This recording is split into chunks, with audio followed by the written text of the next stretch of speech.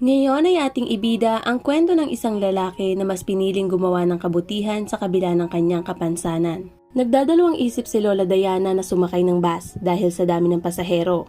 Subalit wala siyang ibang pagpipilian lalo na at malapit nang dumating ang kasunod na bus. Nag-aalangan siya dahil sa edad niyang 80 ay mahina na ang kanyang tuhod at wala na siyang kakayahan pang tumayo sa loob ng bus para sa buong biyahe. Gayunpaman, hindi siya nawala ng pag-asa na baka may taong mabuti ang puso na mag-alok ng upuan sa isang matandang katulad niya. Nagnilay-nilay si Lola Diana habang paakyat sa bus. Hindi siya natutuwa sa kanyang unang paglalakbay. Lalo na at ito ang unang pagkakataon na nakakita muli siya ng ibang tao sa loob ng buong buwan. Sa halip, nagulat siya dahil sa dami ng mga tao. Hinawakan niya ng mahigpit ang kanyang pitaka. Bagaman at hindi ganoon karami ang dala niyang pera, ay wala siyang nakikitang nakangiti man lamang. Lahat ng tao ay nakatutok sa kanilang mga cellphone at wala man lang nakakapansin sa matandang babae na halos muntikan ng madapa sa kahahanap ng maupuan. Itong mga walang isip na taong to, ano nga ba naman ang aasahan kong kabaitan sa panahon ngayon? Bulong ni Lola Diana sa sarili. Ma'am, kayo na lang po maupo dito. Masiglang alok ng lalaki. Naputo lang hinaing ni Lola Diana sa sinabi ng binata. Tiningnan niya ito at nakita ang maliwalas at inosenteng ngiti sa mukha ng lalaki na bihira niyang matagpuan sa mundo. Lubos na nakakaawa ang sitwasyon ng binata, ngunit dahil sa kabutihan taglay nito ay hindi napansin ni Lola Diana ang paghihirap habang tumatayo sa kinaupuan. Ang mga tao sa loob ng bus ay nakatitig sa lalaki habang binabalanse nito ang sarili gamit ang saklay. Mama, Papa, tingnan niyo yung binti ng lalaki, sabi ng isang bata na nakasakay sa hulihan ng bus. Sa sandaling iyon, nakita ni Lola Diana ang kalagayan ng binata at nadurog ang kanyang puso dahil mas pinili nito na magpakita ng kabutihan sa kabila ng kanyang kapansanan. Pasensya na iho, hindi ko napansin. Ikaw na ang maupo. At marahan niyang tinapik ang balikat ng binata. Wag na po, ayos lang po ako. Kailangan niyo pong ipahinga yung mga paa niyo. Pagpupumilit ng lalaki, lalong naantig ang puso ni Lola Diana dahil sa tunay nitong kabutihan. Gusto niya sana ulit itong tanggihan. Ngunit umaasa ang binata na tatanggapin niya ang alok nito. Sige, pero kung papayag ka na sabihin sa akin ang lahat tungkol sa iyong sarili, dahil masyadong mahaba ang biyahe. Punong-puno ng emosyon si Lola Diana habang nakikinig sa bawat bahagi ng kwento ng buhay ng binata. Ako nga po pala si Justin. Nakatira po ako kasama ang nanay at lola ko. May pagkakawig nga po kayo ng lola ko. Nung bata pa ako, binabasahan niya po ako ng mga kwento at lagi niya po akong kinakantahan. Pero ngayon, sabi ng nanay ko, nawala na daw po ng boses si Lola. Kaya ako na po ngayon nagbabasa ng kwento para sa kanya at kumakanta palagi. Kapag ginagawa ko yun, ngumingiti po siya katulad nyo. Anong ginagawa ng nanay mo? Pagtatakang tanong ni Lola Diana. Lahat po. Waitress sa umaga. Tapos umuwi po sa tanghali para kumain. Tapos aalis ulit. Pupunta naman sa mall. Doon sa pinagtatrabuhan niyang cafe. Nag-aaral din po siya maging isang hairstylist. At pag may oras pa po, nag-cater siya sa mga birthday party at kung ano pang okasyon sa mga kapitbahay. Mula po nung mamatay ang tatay ko, hindi na siya tumitigil sa pagtatrabaho at pag-alala. At ako lagi niyang inaalala. Gusto ko pong tumulong sa mga gawaing bahay, pero lagi niya akong pinipigilan. Gusto kong tumulong sa kanya sa mga trabaho, pero ayaw niya. Binibigyan niya ako ng pera at sinasabing mag-enjoy na lang daw ako at tamasahin ang kabataan ko.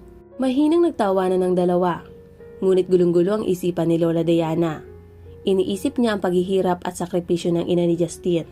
Napakadakila ng iyong ina. Ipinapaalala niya sa akin ang kabataan ko. Lagi mong sundin ang payo ng iyong ina dahil wala nang iba pang nakakaalam kundi siya. Nagniningning ang mga mata ni Lola Diana habang sinasabi ito.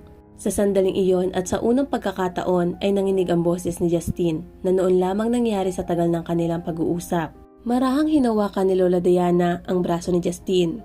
Pakiramdam niya ay isang matinding trahedya ang nasa likod ng nararamdamang sakit ng bata. Ayos lang, Justin. Hindi mo na kailangang ikwento ang tungkol dyan. Halika na.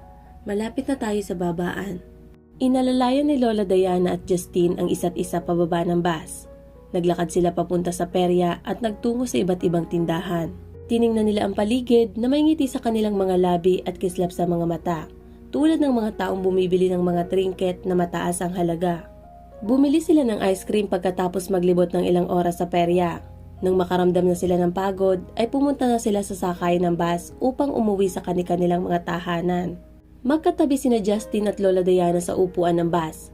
Nagmuni-muni ang matanda dahil hindi mawala ang awang nararamdaman para sa binata at sa istorya ng buhay nito. Sa palagay ni Lola Diana ay mayroong malalim na dahilan ng kwento ni Justin. Hindi niya kayang baliwalain ang pagtatagpo nila ng binata na parang dumaan lamang. Binuksan ni Lola Diana ang kanyang bag at kumuha ng ballpen at papel. Sinulat niya ang kanyang address at numero ng telepono pagkatapos ay ibinigay niya ito kay Justin. Isinulat naman ito ang cellphone number ng ina at ibinigay sa matanda. Nangako si Lola Diana na tatawagan ito sa susunod na linggo. Pagka-uwi ni Justin sa bahay, ikinuwento niya sa ina ang mga nangyari at ang tungkol kay Lola Diana. Sinabi naman ng ina ni Justin na ipinagmamalaki siya nito. Sumapit nga ang araw ng Sabado. Tinupad nga ni Lola Diana ang kanyang pangako at tumawag sa ina ni Justin. Hello, ikaw ba ang nanay ni Justin? Opo, sino po sila? Ako nga pala si Lola Diana, yung matandang nakilala ni Justin sa bus. Ah, Lola Diana, kamusta na po kayo? Ayos naman ako. Naikwento nga po kayo ni Justin sa akin. Napakabait niya talaga. Tumawag ako para imbitahin kayo ni Justin dito sa aking bahay sa linggo. Nakay Justin ang address ng aking bahay. Inaasahan ko kayo. Sige po, pupunta po kami. Ang sagot ng ina ni Justin.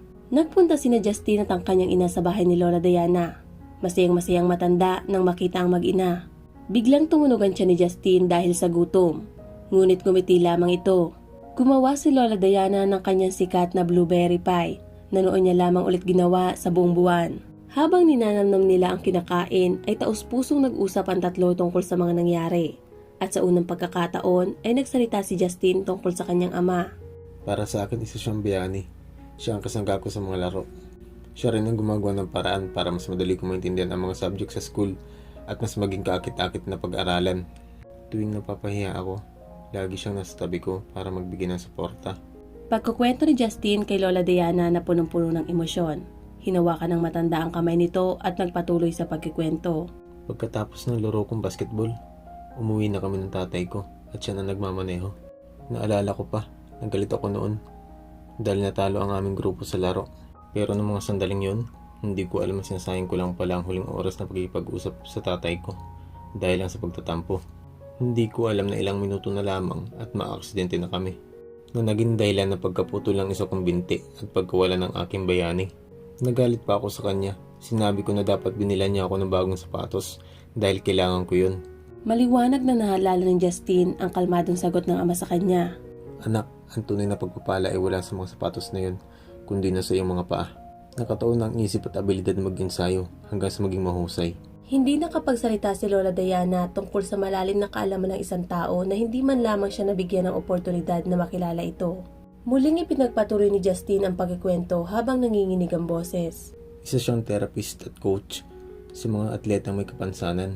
Inaalay niya ang kanyang buhay para pataasin ang kumpiyansa ng mga manlalarong na wala ng pag-asa dahil sa kanilang mga kapansanan na sanhi ng aksidente. Nilalabanan ni Justin ang pagtulo ng kanyang mga luha dahil sa bigat ng mga emosyon na kanyang hinaharap.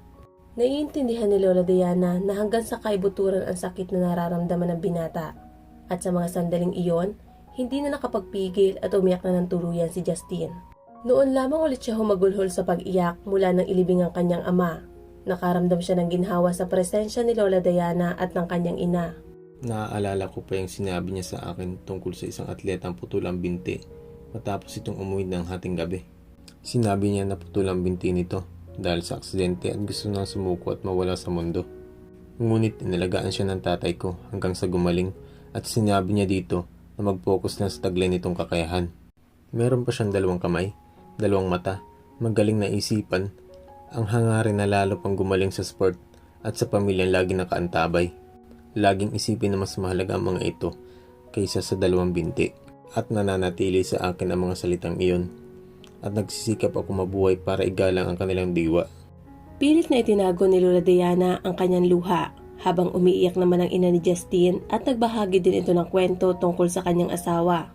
Lubusan siyang nasaktan sa pagkawala ng kanyang asawa. Bago sila umuwi, nangako si Lola Diana na bibisita ito sa bahay ng mag-ina sa mga susunod na linggo.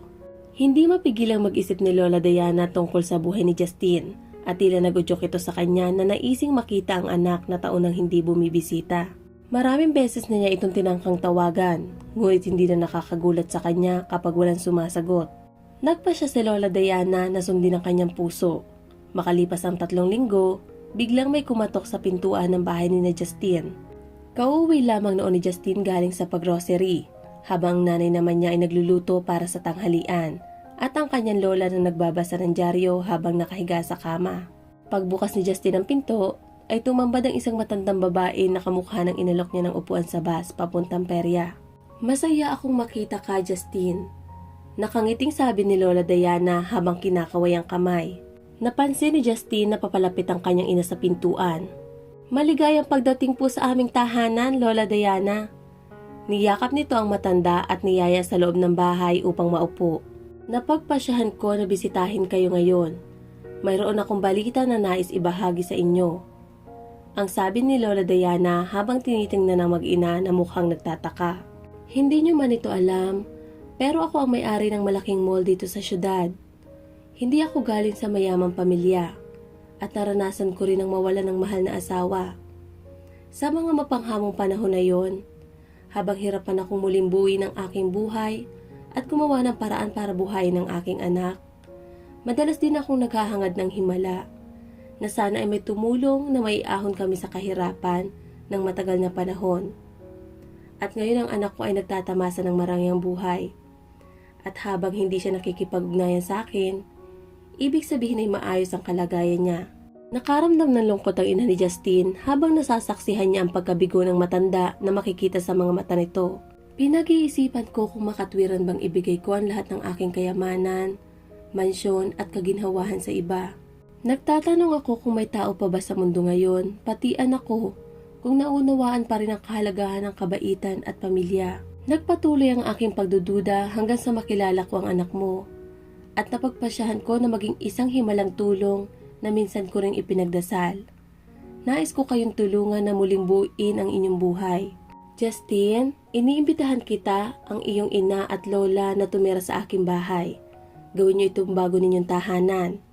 At sa malit na lugar na ito kung saan kayo naghihirap ay matatapos na. Ang inyong pangarap at mga hangarin ay hindi dapat nakakulong lang dito. Tumira kayo kasama ko. Ibibigay ko ang lahat ng inyong mga pangangailangan na magbibigay sa inyo ng panibagong simula. Oo, inaamin ko na naghahangad ako ng pagmamahal bilang kapalit. At yun lang, wala nang iba pa." Nagulat ang ina ni Justine sa sinabi ni Lola Diana. "Ang bilis ng mga pangyayari. 1 buwan pa lang bago nyo nakilala si Justine. At gusto nyo gawin ng lahat ng ito para sa amin? Pwede bang bigyan nyo kami ng oras na makapag-isip tungkol sa alok nyo?" "Sige lang. Pero umaasa ako ng magandang sagot galing sa inyo sa lalo't madaling panahon," ang sagot ng matanda. Pilit namang kinumbinsi ni Justine ang ina. "Ma, tumira na po tayo sa kanila. Pagkakataon na natin to. At isa pa, mabait si Lola Diana." Ilang beses hinikayat ni Justine ang ina at sa wakas ay pumayag din itong tanggapin ang oportunidad at pagkakataong mabigyan ng pamilya ng isang bagong simula. Bukas palad na sinagot ni Lola Diana ang gastos para sa pinakabagong prosthetic para kay Justine para magkaroon ng kumpiyansa at tiwala sa sarili. At dahil kay Justine, sa nanay at lola nito na naging malapit na kaibigan, naranasan ni Lola Diana ang saya at muling magkaroon ng mapagmahal na pamilya. Makalipas ang 3 taon, bumalik ang anak ni Lola Diana. Subalit hindi ito bumalik para itanong ang kalagayan ng ina, kundi para hangarin ang bahay nito. Nang humarap na sila sa sitwasyong nagkakagulo, hindi na nagdalawang isip pa si Lola Diana at tumawag na ng mga pulis para sa kanyang anak na bumalik lamang para sa kanyang kayamanan. "Kapiling ko na ang pamilya ko. Hindi na kita nakikilala," sabi ni Lola Diana sa galit na anak bago isara ang pinto ng bahay. Ang bagong tahanan ni Justine na may presensya ng 2 mahal na lola ay umaapaw ang hindi mabilang na mga sandali ng pagmamahal, pagtatawanan at pagsasama. Ngunit nauwi sa kalungkutan ng sandaling iyon. Nagkasakit si Lola Diana. Alam ng matanda na nalalapit na ang kanyang oras para lumisa na sa mundo. Hindi alam ni Justine at ng kanyang ina kung ano pa ang pwedeng gawin dahil lalong lumalala ang sakit nito kada araw. Samantala, handa na si Lola Diana sa kung ano man ang mangyayari. Tinawag niya si Justine at ang ina nito sa kanyang kwarto upang ibigay ang kanyang basbas at mga salitang nagbibigay lakas at pag-asa.